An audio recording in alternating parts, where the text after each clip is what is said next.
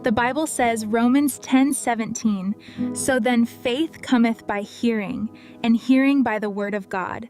Ang tunay na pananampalataya sa Diyos ay hindi basta gawa ng tao. Ito ay nabubuo lamang habang nakikinig at nagbabasa ng salita ng Diyos. Dapat muna tanggapin natin at magbasa at makinig upang mas makilala natin siya sa pamamagitan ng kanyang mga salita.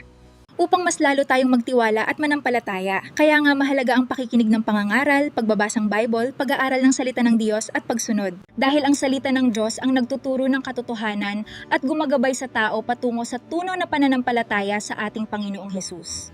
Sabi nga ng Bible sa John 5:24, "He that heareth my word and believeth on him that sent me hath everlasting life." Sinasabi ng Bible na ang pakikinig sa salita ni Kristo at pananampalataya sa Diyos ay magkaugnay. Kapag tinanggap na tao ang salita ng Diyos nang may pananampalataya, nagkakaroon siya ng buhay na walang hanggan. Kaya nga po, mahalaga ang salita ng Diyos na makarinig ka muna mula sa banal na kasulatan or Bible.